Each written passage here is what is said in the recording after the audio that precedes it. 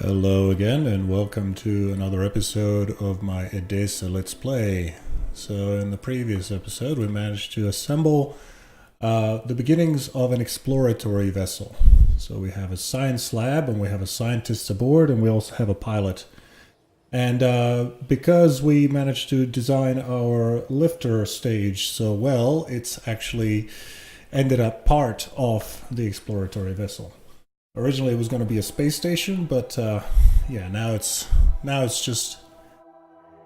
turned into a crew delivery vessel apparently. So I'm just going to quickly hop in there and rename that. I hadn't planned to build an exploratory ship when I first started, and this is the wrong one. This is the crew delivery. The one we want is the Heavy Atlas 1, right? So let's switch over to that. I'm just going to use my Kerbal Engineer. So switch to target. This is really cool. It's just a little bit easier to switch to your currently selected target than the conventional methods. So I'll just turn this off. I don't know why this is showing twice. Okay, cool. So our vessel now is apparently called the HVY, or Heavy Atlas 1. So I'm going to rename this one to be, what can we call this one? So we'll call this one, still be Atlas, but we'll call it the Atlas Explorer 1. All right? And this is going to be, I suppose we can make it a station, either a ship or a station. I think it will have it as a station because it does have these neat docking ports on the side, which means that it can have other vessels dock to it, and it can act as a refueling ship as well because of these massive fuel tanks, which are almost full as well.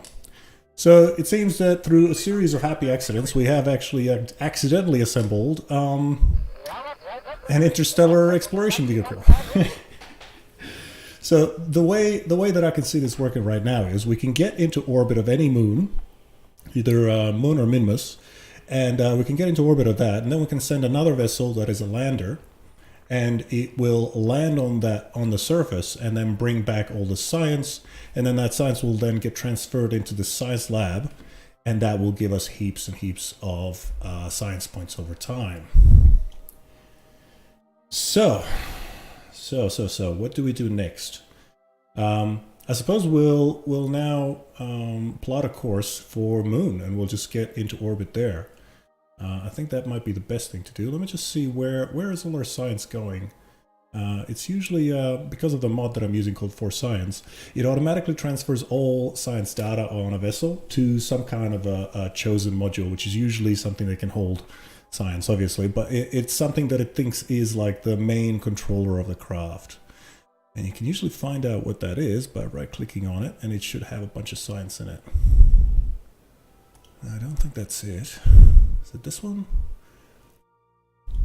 It's not this one. Okay. Here we go. Nope. Okay. Is it this one? It is not. Okay. Just bear with me while I search for the... Is it possible that it's just transferring it to the lab directly? Yes, our mystery goo, blah blah blah. It's cool. And a material study, that's fine too.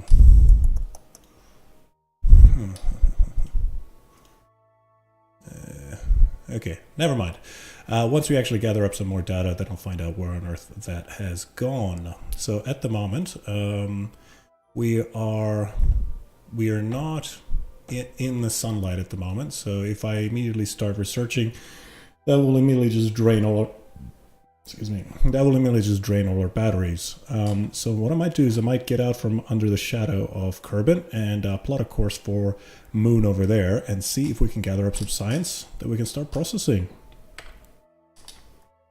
Okay, so for some reason we do have some kind of an intercept course with our crew delivery, I guess. Yeah, it looks like we're not going to hit it, so I'm not really particularly caring about that. So I'm just going to clear my target. Yep, There we go. And you can definitely go away. There we go. Okay. Now let's pick the moon as a target, and then let's plot a course of intercept. Come on. There we go. Oh, perfect. One shot. Okay. Perfect. Okay, now let's switch. See if we can move it down. Let's see. Yep, my flight stick's still working.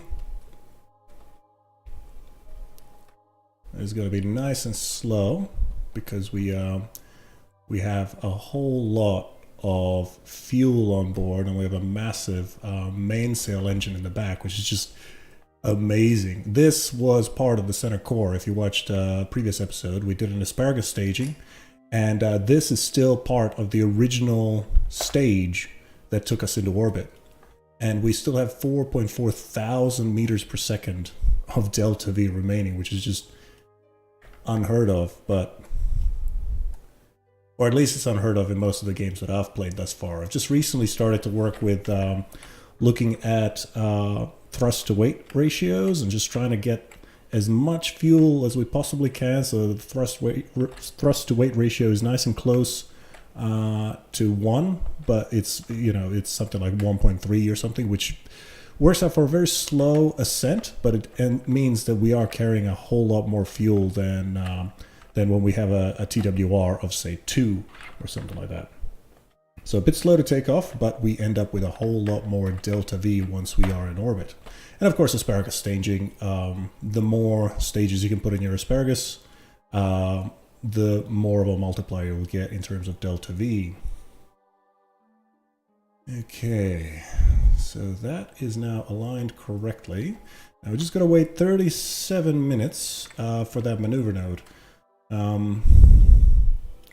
So what I can do is I can try to fly one of the other craft while we wait, or I can just wait. Yeah, I think so. You know what? While I'm doing this, I'll just add an alarm to our maneuver node, so maneuver alarm here. And then what I'll do is I'll go back to the Space Center and see if we can launch our lander craft. Because we're gonna be sending this one into moon orbit, but we also want to send something that can actually land on the surface of the moon and bring back a whole lot of juicy science. So let's have a look at this vehicle assembly building. Now, last time around what I did was I accidentally overwrote the moon lander, but I've been able to go into my backups and restore it. So let's just make sure that it is still there. Okay, this is a whole lot of craft. What's going on here? I do not recall making any of these. What is the deal here? Current save? Yeah, that's fine. Mode? No? Okay.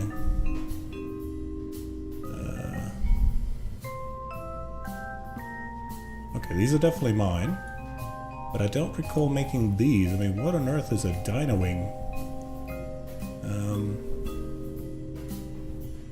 And what on earth is this thing? Yeah, this is not even my naming convention, so yeah. Yeah. Go away. We can multi-select, thankfully. Yeah, I did not really have a care for any of these craft. It seems that, now that I've updated my Kerbal X mod... Oh, here we go. Include stock craft. Ah, perfect. Perfect, so this is an option in Kerbal X mod that we can include and exclude stock craft, which is just basically craft that is provided by Kerbal Space Program devs. So yeah, I may have just gone ahead and deleted theirs, but I really don't have any use for them, so I'm happy with that. I'm really happy with that. I'm just going to get rid of this one as well. And an untitled spacecraft, which is okay. So just bear with me, just doing a little bit of cleaning up.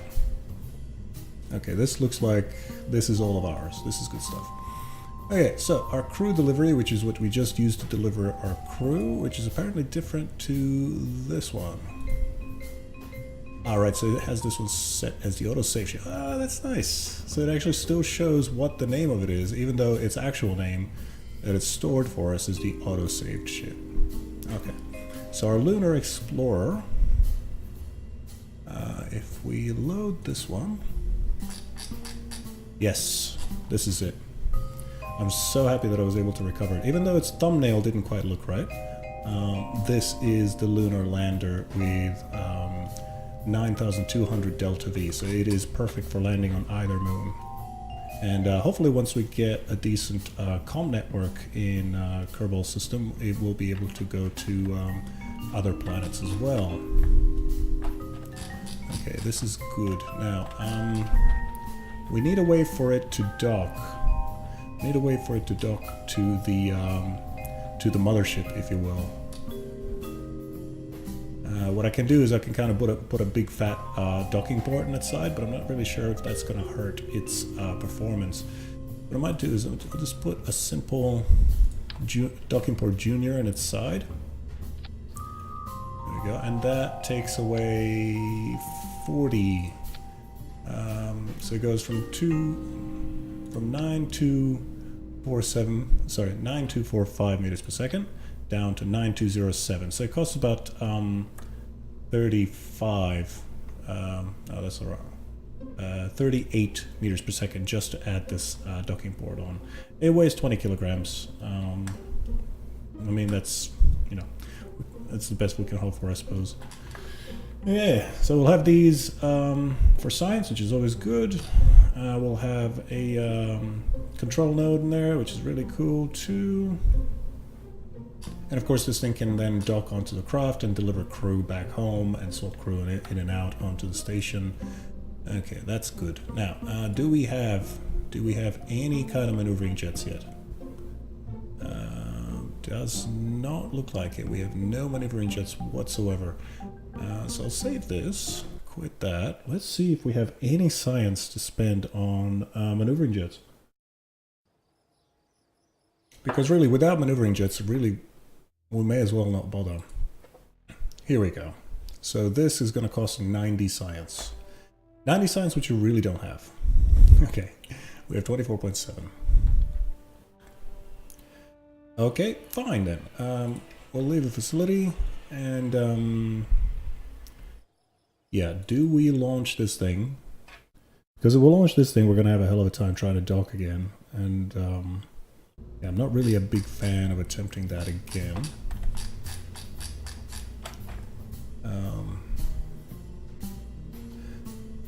You know what? Stuff it. Let's do it.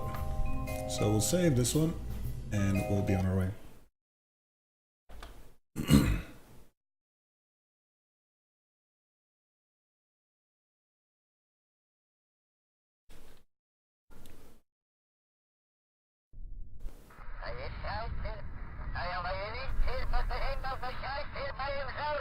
Okay, and apparently already one of our science experiments is ready to give us some science, which is cool. So we'll observe Mr. Goo, and that will give us 3 science. That's fine, but we'll keep this experiment because I'm willing to bet that this experiment is going to be worth more than 3 science if we plug it into our science lab.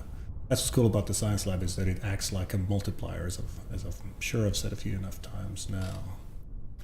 Okay, so nothing else is blinking. The experiment blinking when it's ready for science is also part of a mod, by the way, and it's really, really useful. It makes it very easy to notice when you have an outstanding science experiment.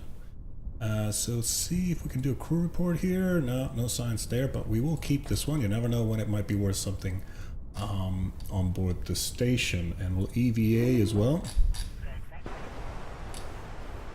And of course, our 4 science mod has automatically detected and told our Kerbonaut to perform science, that is to take a surface sample, which is a hell of a trick from this high up there. Well done. Another surface sample from the launch pad and an EVA report from the launch pad. So these are, you know, tiny little points of science. This one's worth 2.4, but if you put that in the station, should hopefully give us a nice lot of science back.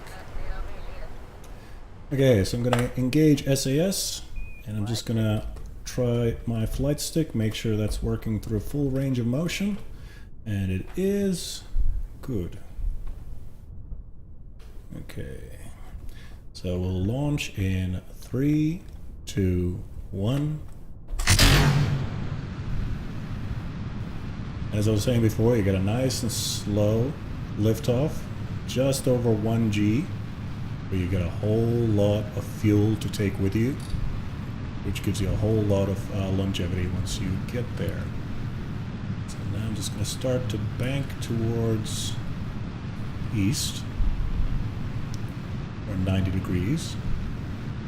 Of course, the reason that most craft will tend to bank east once they take off is because the planet you're taking off from is already spinning. So you really want to kind of use that planet's spin as much as you possibly can. So if you turn away from the planet's spin, whoops, yep, we're spinning out of control, there we go. If you turn away from the planet's spin, you will actually lose that in terms of orbital velocity, so you have to kind of burn more fuel to get there, whereas if you go with the planet's spin, you usually end up with about an extra 200 meters per second in the bank. Just bear with me now, trying to concentrate on flying this thing.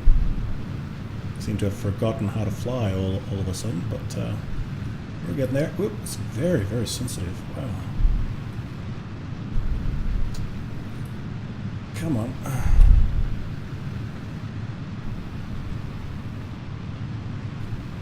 We seem to have a slight roll to the right, which is messing up with our controls, but that's fine for the time being. Come on. Okay, I'm going to have to hold the stick again. It's just off its calibration, just enough that it's messing up our SAS. Okay. It's rotating around so we can see what we're doing. There we go. I'm going to try to center that on 90 degrees, because we're just off a little bit.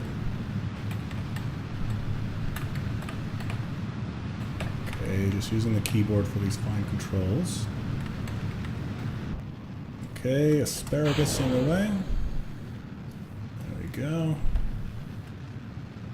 Okay, we should hopefully make it to space today. It's going to be a very, very shallow ascent, but should definitely still make it to space.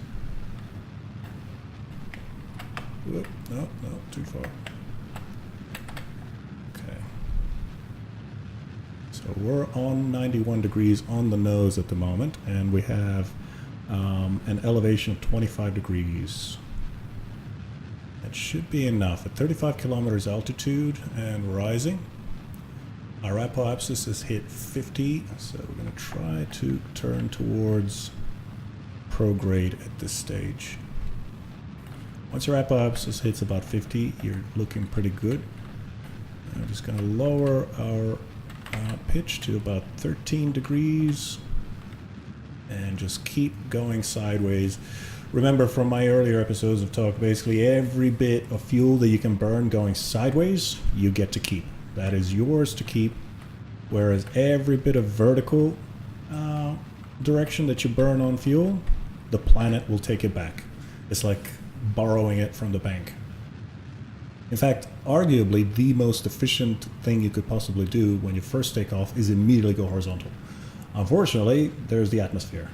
So the atmosphere is an even bigger thief of kinetic energy than gravity itself, because it will simply, whatever fuel you burn up will eventually be lost as you're rubbing up against air. So that's why we usually burn vertical, to try to get through the thickest part of the atmosphere as quickly as we possibly can. And after that, we just go sideways as soon as we possibly can.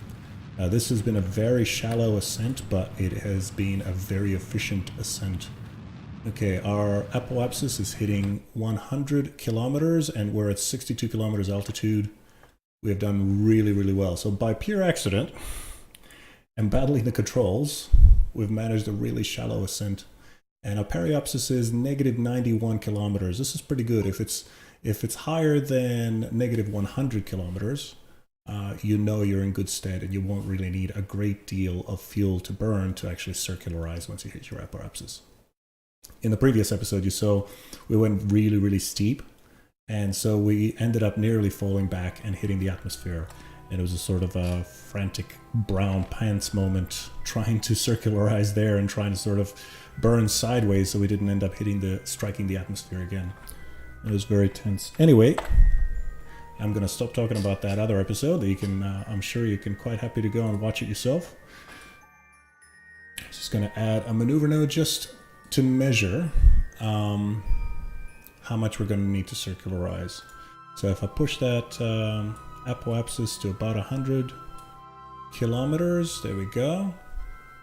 That is going to take 185.7 meters per second, which really, in terms of circularization burns coming off from Kerbin, that is next to nothing.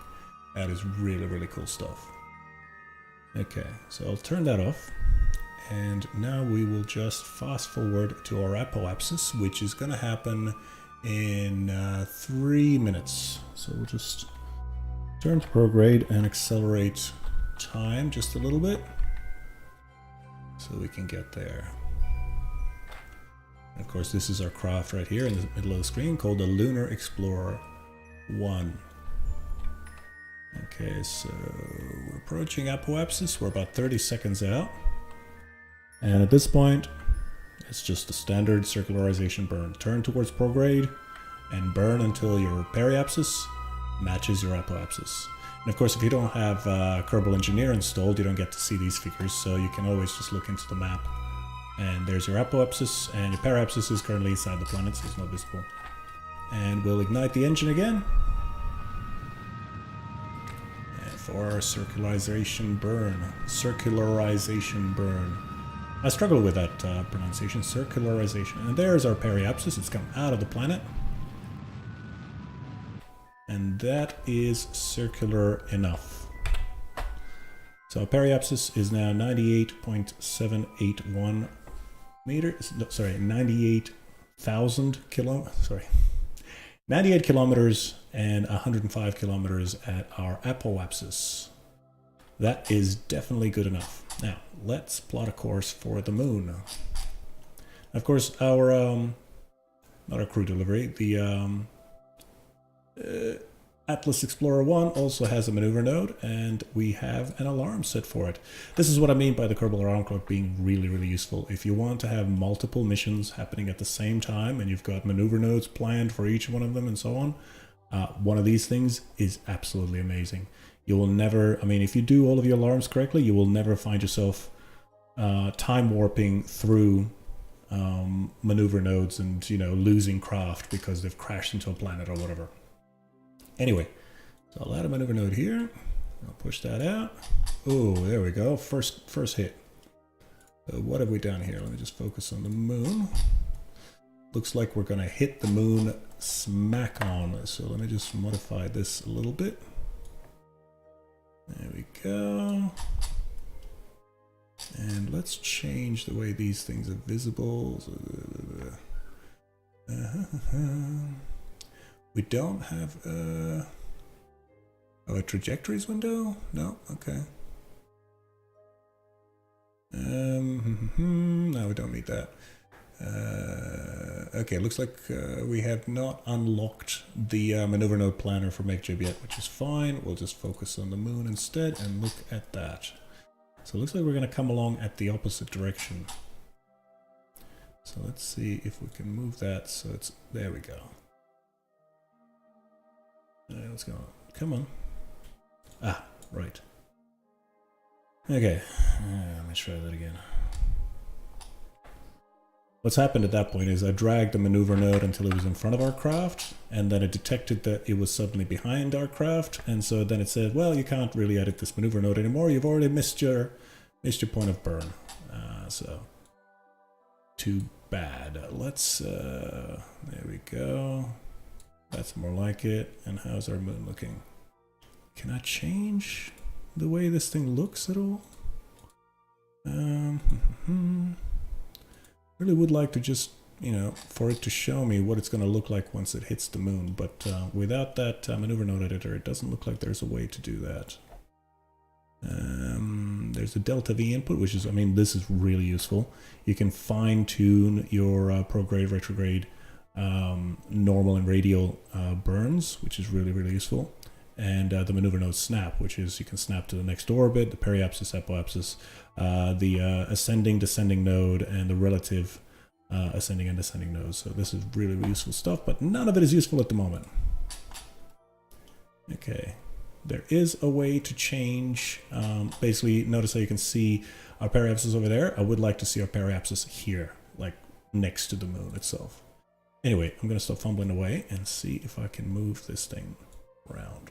Whoops. Okay, very, very clumsy, but we'll get there. Okay, there we go. Good enough. Good enough. So when is that maneuver node happening? In 26 minutes. So that is going to be 6 minutes after our Atlas Explorer has done its burn. Perfect.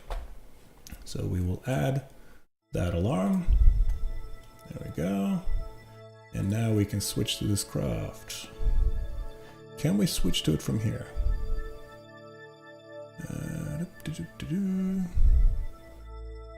Okay, if I right click on it maybe? No.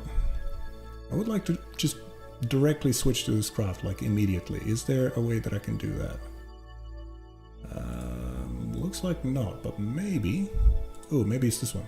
There we go. Jump to ship.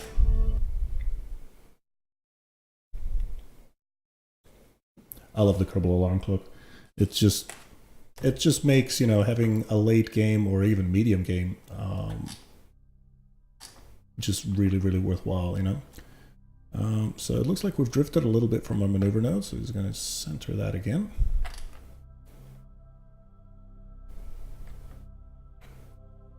Okay, nice and sluggish, because obviously, as I said, this thing is heavy, you know.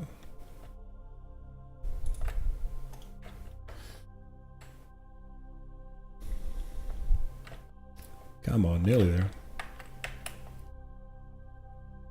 You ever find yourself, you know, when something like this is moving really, really slow, you're kind of pressing the key, but then you find yourself pressing the key harder, just to sort of make it go faster, but then it just doesn't work, obviously. But you still do it.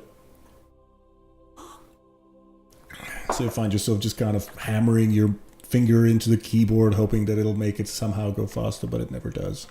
Still feels like it does, though. Anyway, fast forwarding now.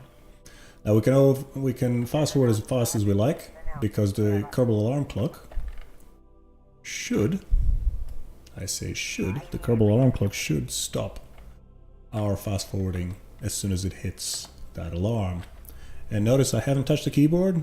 I'm sure you can't notice that, but it's actually stopped our time warp, and it says, great, your alarm has been hit, close your alarm, and you can delete it now. And our next alarm is going to go off in just under 3 minutes for our Lunar Explorer transfer. Now, there is no way, I mean, it would be really challenging to be able to plan this kind of a thing.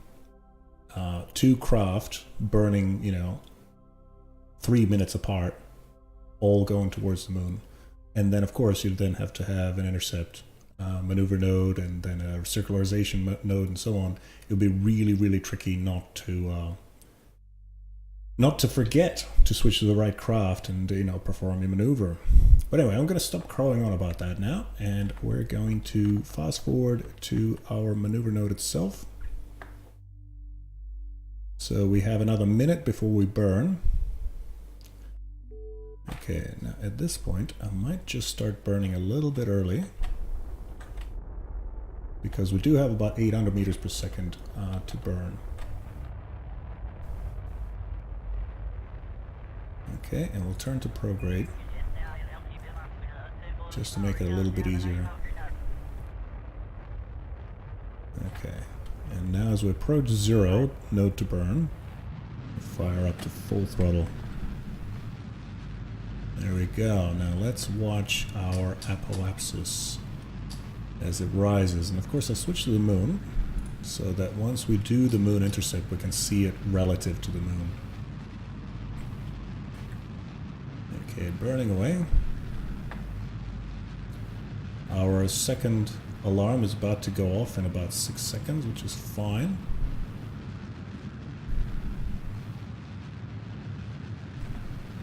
Okay, nearly there. Okay, close alarm, please. We won't delete it just yet because we'll use it to switch to that ship. Okay, whoop, there we go. Oh, wow, I managed to cut the engine just at the right time. We're off by just a few thousand kilometers, which is, you know, in the grand scheme of things, is not really very big, but we'll just burn a little bit more. There we go. Just burn a little bit more just to lower that even more. I want to be nice and close to the moon.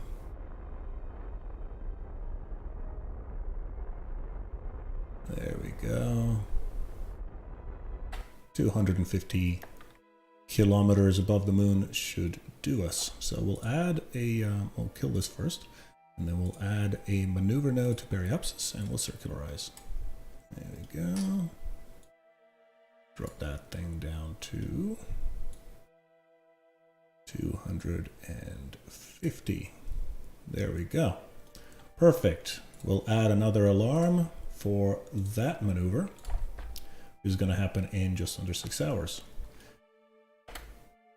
And we are away. Now let's switch back to our Lunar Explorer. Notice how quickly we can switch from ship to ship to ship. You don't have to hunt it. You don't have to go open up the map and search for it, or go back to your Kerbal Space Center or anything like that. Okay, so the alarm usually gives us about a 3-minute buffer, which is really cool. So we're just going to go, and we have about 60 seconds before we need to burn again. So we're just going to turn towards prograde and perform our burn. Now we need 860.9 meters per second for this maneuver, but we only have 341 in this center stage. That's fine. That just means that we're going to have to stage separate this bit and throw this bit away before we get to the moon. It means a little bit more space junk. This will end up definitely in a sort of very, what's it called? A very eccentric orbit, where it's got a very high apoapsis compared to its periapsis. But I don't think we're going to end up with Kessler syndrome just yet. From memory, I think the Earth itself in real life has, you know, tens of thousands of craft in its lower orbit, which is quite the problem, because of course if you blow up one, or if one of them gets struck by a meteor, it suddenly becomes not just a single projectile, but thousands of projectiles. And if those thousands of projectiles then end up hitting another satellite, then that satellite suddenly becomes thousands of projectiles. And that is very much what is known as Kessler syndrome, where all of the satellites start colliding with each other, and every time they collide with each other, they create more projectiles, and until eventually it's simply not safe anymore to fly into space, because there is billions of, you know, screws and bits of shrapnel from all these destroyed craft. And as soon as you try to get out of orbit, you end up obliterated, because you're effectively just getting showered with deadly projectiles like this. So yes, we're not at any risk of Kessler syndrome just yet. Okay, we're going to try to have a nice and high orbit above the moon, because that will allow us a nice lot of leeway for our intercept. So roughly 500,000, which will be twice as high as our station will be once it gets there. So that's good enough. We'll now circularize at the periapsis. Okay, let's have a look. This guy should be 500,000. Come on. There we go. Yeah, close enough. We'll add another alarm to that. And we can get rid of this one. Good. So our Lunar Explorer is actually going to get to the moon a full hour and a half before the Atlas Explorer. I am not sure how that happened, because the Atlas Explorer did its burn first, and as you saw, it was about 3 minutes apart. But for some reason, possibly because we're at different points of our orbit and at different altitudes, the Lunar Explorer is going to be going faster, and it will actually get there first. How about that? Anyway, we will now do some time warping. And you can see our craft starting to approach the moon from the perspective of the moon. There we go. There we go. So that's the Atlas Explorer. And that is the Lunar Explorer, which we're flying at the moment. And notice the shape of its orbits. So the Lunar Explorer has a sort of more direct trajectory towards the moon, whereas the Atlas will kind of fly this way before it gets caught. Very interesting stuff. Okay, now notice how the Atlas Explorer has a perfectly closed orbit here. That spooks me, right? Because I don't want this thing to bug out, and I don't want the Kraken to suddenly say, "Oh, you haven't been intercepted by the moon today." So I'm just gonna quick save here just in case. I hate to quick save, and I never reload if I can help it, unless, of course, if the Kraken decided to interfere. I've made good friends with the Kraken. I haven't made excessively large craft. That tends to be its favorite delicacy. So we shall see how it behaves itself. Wow, look at the separation happening between us. Okay, we're about to intercept the moon a full hour and a half before the Atlas does. There we go. And now, how are we doing for our power? Our power is just fine. We are running a little bit low on power. It's going to turn us to retrograde.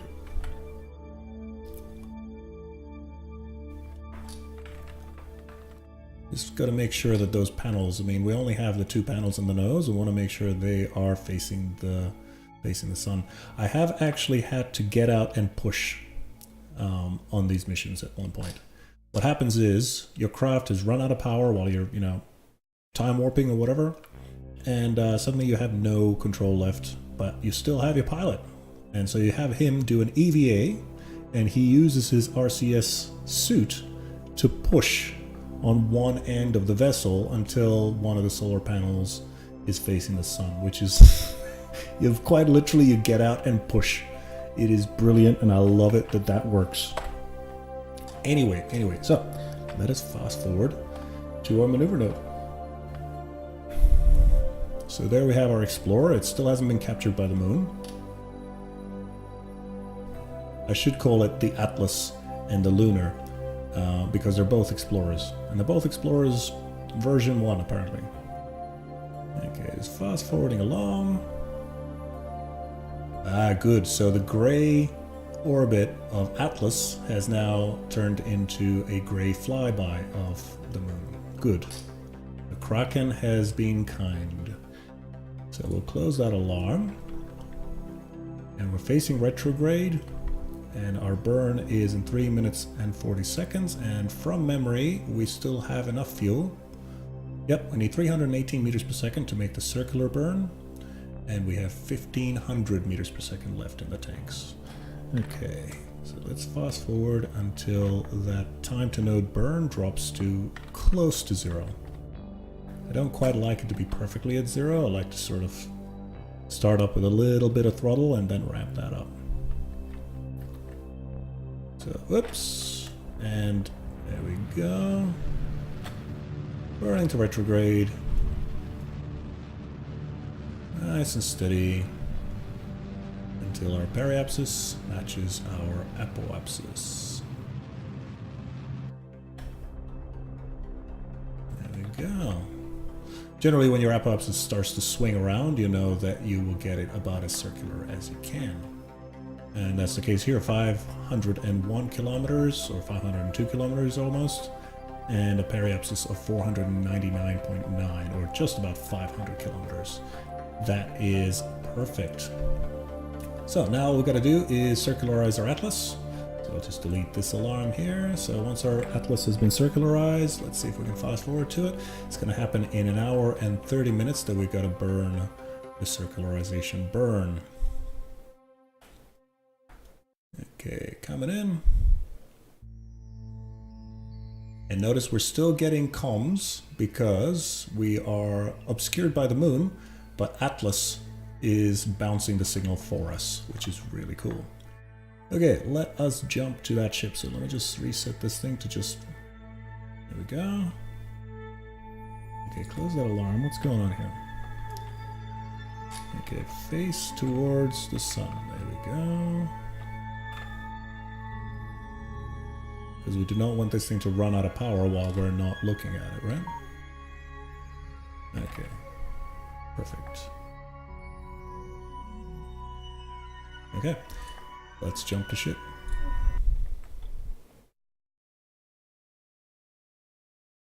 Okay, now you might be getting a bit dizzy with all this ship switching, but we are now with Atlas.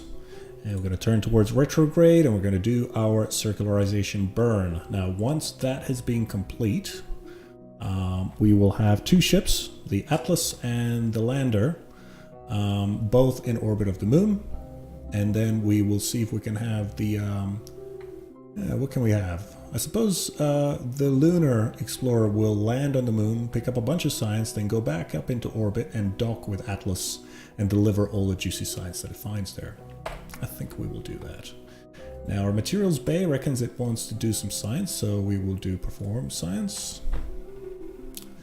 Okay, oh my goodness, look at that. So 62 data will give us 310 science back. So you can see the science lab really starts to pay for itself. What you gotta do is you gotta make sure that you don't overfill your science lab.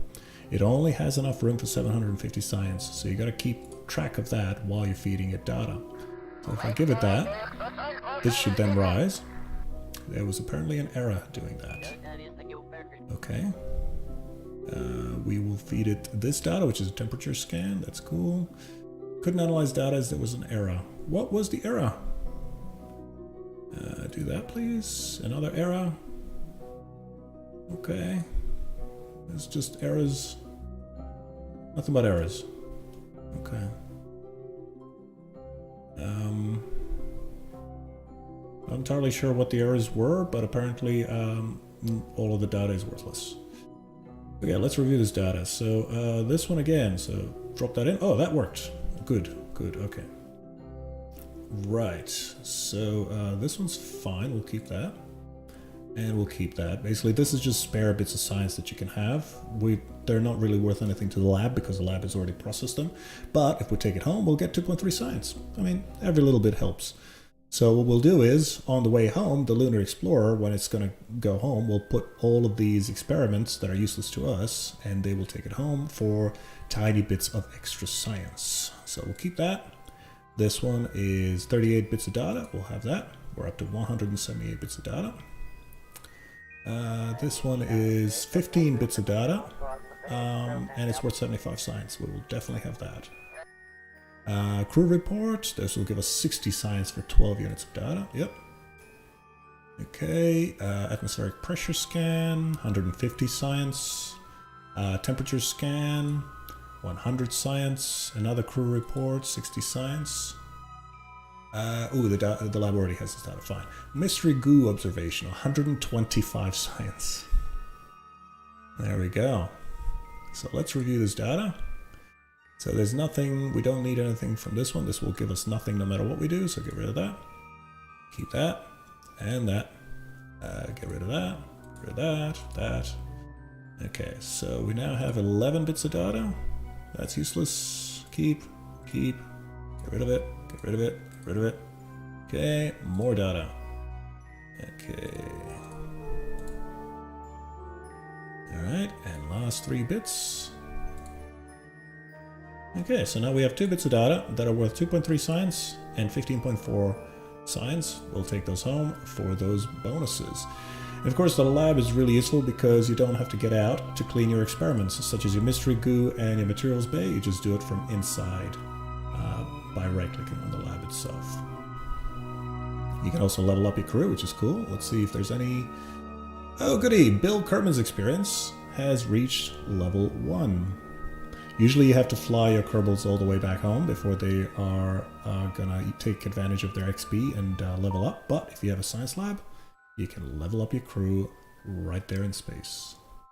Let's turn the lights on. There we go. It's nice and pretty. Good. So we have 0 science, and we're producing 9 units of science per day. That is perfectly fine. The more data you have in your lab, the faster you will generate your science. And of course, the higher ranking scientists you have on there, the faster you will generate your science. So we'll now turn that off. And we don't need this maneuver node anymore. Now let us activate this lab, start research, and hope that we have enough solar panels. So that is now actively researching, which is good. And our power level is staying normal. Perfect. I really don't think that we have enough power to survive being on the dark side of the moon, but let's just find out. Because what will often happen is you will run out of power, it will stop researching, and then it will start researching again once it gets sunlight. Less than ideal, but you know, it gets there. Oh dear. I've forgotten to circularize. I have forgotten to circularize. Okay. So we are now... I have actually, in all of my chatting, I have forgotten to circularize around the moon, and we have ended up in a very eccentric orbit instead. Okay. Fine. On the plus side, we won't be on the dark side of the moon for a very long time. A good few days. But it just so happens, by some ridiculously good luck, that on our way back we will intercept the moon once again.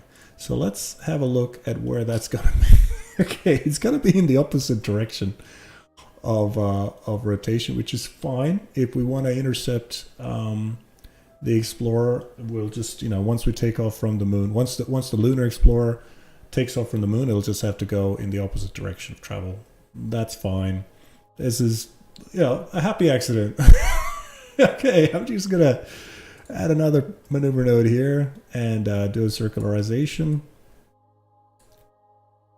Okay, and yeah, that should definitely do. Come on.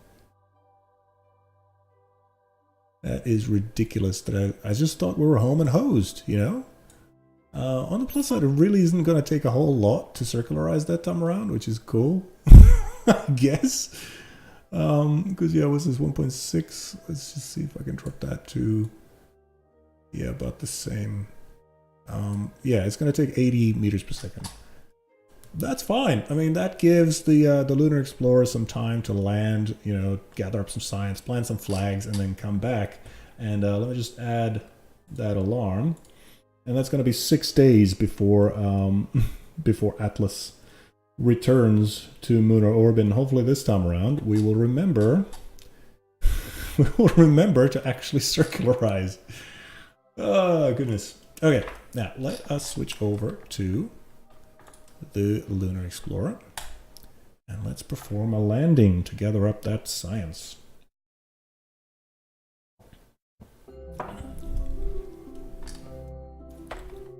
Okay, now standard procedure, we turn to retrograde and we burn until we get a nice and low orbit, and circularize that, and then we burn once again to land.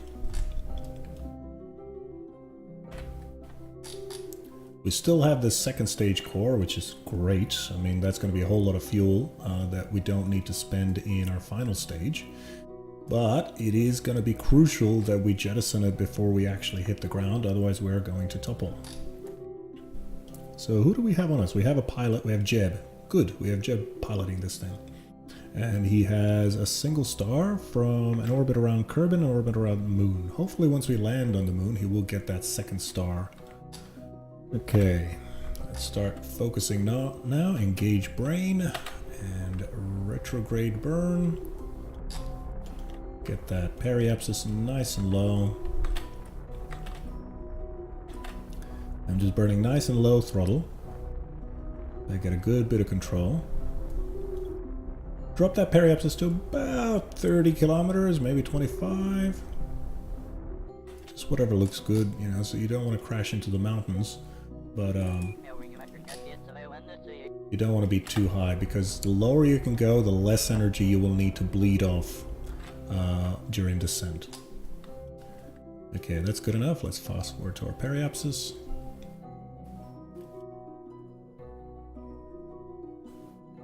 Okay.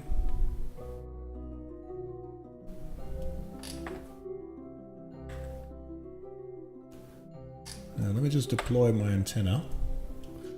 We managed not to rip it off during ascent this time, which is good.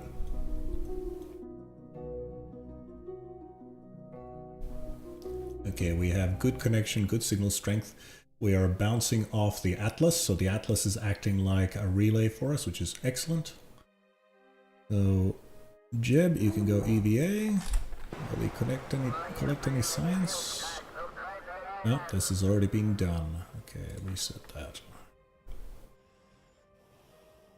Okay. Okay, perform all science, please. Nope. Nope. Nope. Nope. No, that's not useful. Nor is that. Okay. And it looks like by performing all science, I've actually expended all our mystery goos. Wonderful! I really did not mean to do that, but okay. Gonna have to engage brain a little bit more. Anyway, turn to retrograde. Let's bleed off that apoapsis until we're reasonably circular.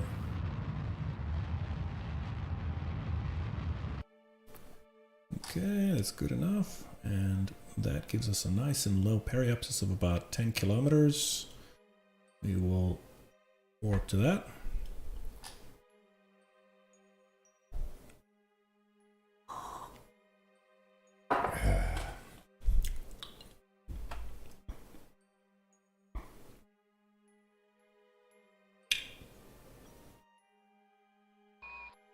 Just having some chocolate at the moment. The 90% cocoa. Honestly, if I could get 100% cocoa chocolate, I definitely would have that. But 90 is the highest concentration I can get at the supermarket at the moment. So that's what I'm having.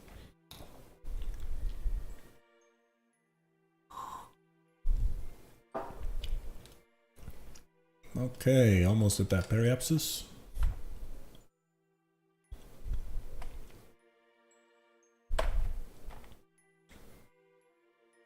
There we go. Look at that pockmarked surface. Now.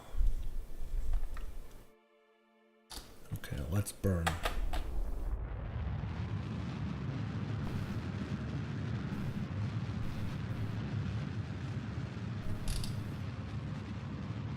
Make it a reasonably steep descent, but not too steep. So just watching that. There we go. That will do.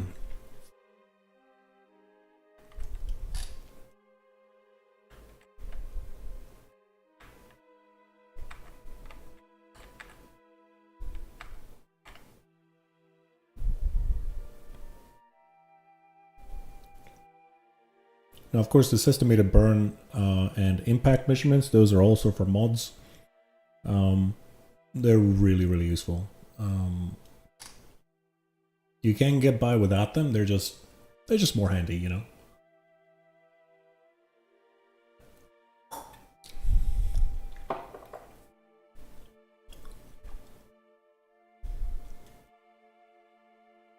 Okay, just gonna turn off our Kerbal alarm clock. We want to have as much visibility as we can. Retract this antenna, just in case if we topple. Okay, Jeb, we have lost radar contact, and I'm gonna start burning away. We are 7 seconds from impact.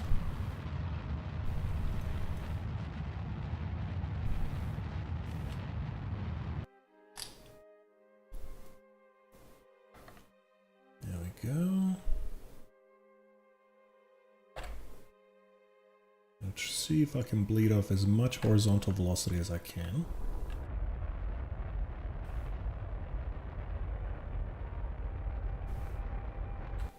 And I've turned us right around, never mind. I've not turned us going 31 meters per second in the opposite direction of travel. So, okay. We're nice and low off the terrain at the moment. We're just over a kilometer high, and there is our shadow there. That's what you want to look for. Not that, that's a rock. That is our shadow. There we go. Okay.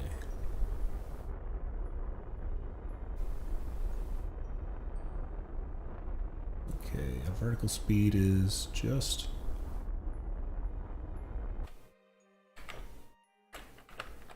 Okay.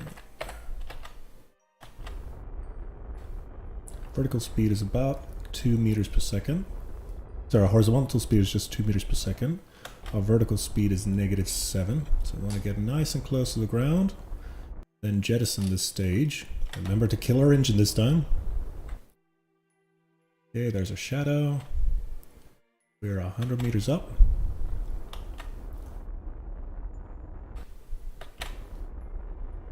Okay.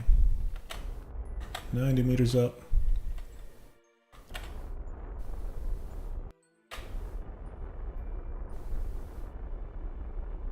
60 meters up. 50 meters up. Okay, kill the engine, jettison. There we go. Okay, there we go.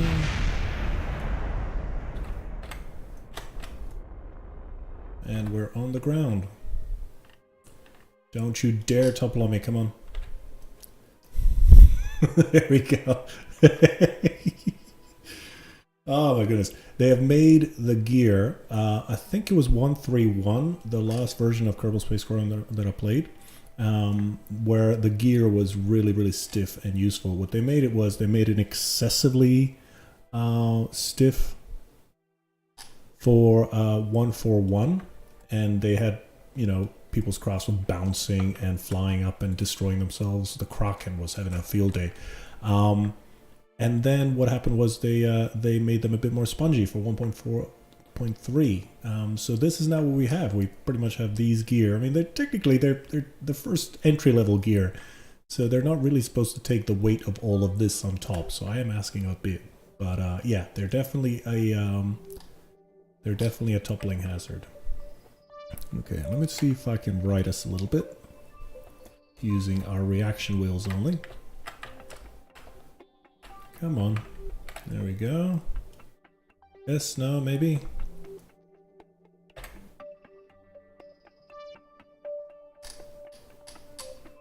Possibly.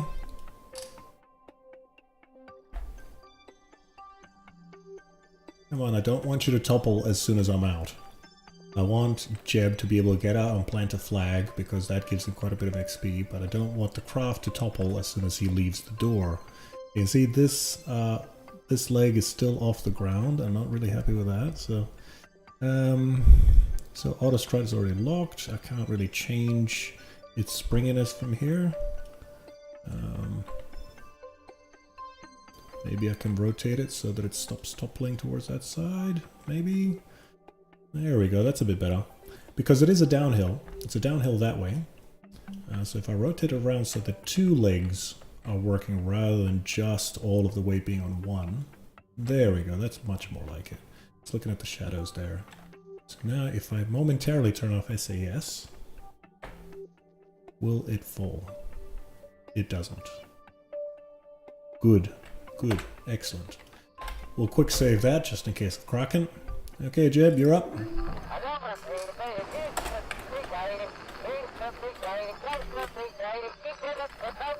There you go, lad.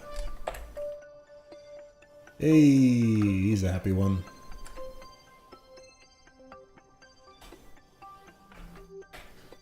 Beautiful. And now we may as well take a picture.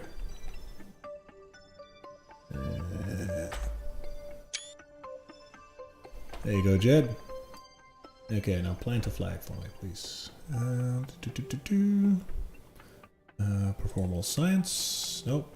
Yes. You know what? Perform all science. Keep that. The EVA report is worth nothing to us here, but we don't know what it'll be worth once we hand it to the laboratory. So we'll keep that. Keep that. Okay, plant a flag.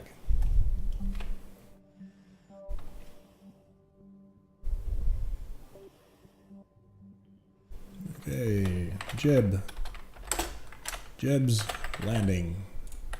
Here, the brave Jebediah Kerman landed on the moon in search of juicy science points. There we go. And has he taken a surface sample? We'll keep that. Okay. Good, good. Well done, Jeb. Okay, up you get. Notice how when I'm on the moon and on Minmus, I haven't really installed any ladders. That's because, you know, you have enough thrust in your EVA suit to be able to just fly up to your port, you know. Go, and apparently I have some duplicate experiments. That's fine, we'll dump those. Okay. Now, just double checking. So this guy, Atlas, is going to fly right around, get intercepted by the moon, and he will come swinging around this way. What we want to do is we want to turn towards the west and see if we can have a similar orbit happening at the same time. Okay, so we're going to turn towards 270 degrees and make ours a clockwise orbit. Okay, SAS is engaged.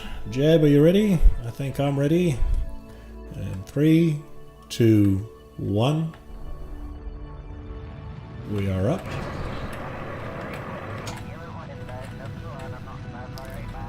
Okay, turning to 270 degrees as planned. We have an apoapsis of 8 kilometers in climbing. Just turning right into that horizon.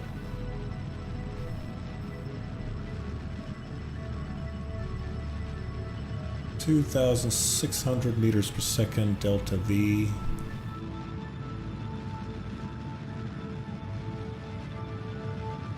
Okay, 10 kilometers apoapsis and climbing.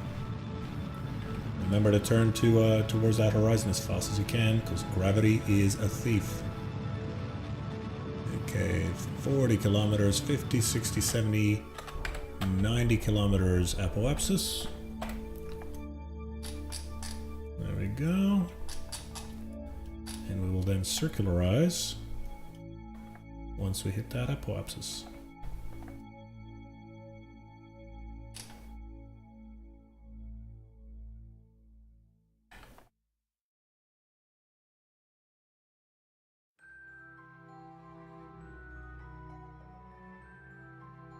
Okay, coming up to that apoapsis. Let's see if we can circularize.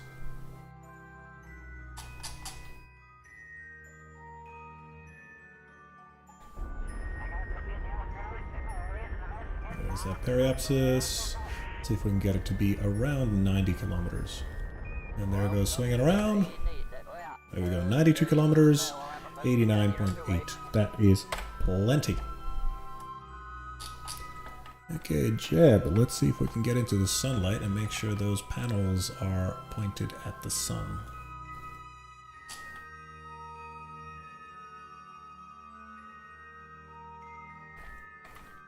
There we go. Good enough, Jeb. Well done. Beautiful, and there is the jewel that is Kerbin. Well done, Jeb. You have landed on the moon and you have now taken off again. We've got a weak signal home, but let's just deploy our very sensitive radio dish and we should be able to get excellent signal. There we have it. Okay, having a look at our Kerbal alarm clock. That's going to happen in 6 days and 47 minutes. We can fast forward to that in another episode. So, thanks everybody for watching, and we will see you next time.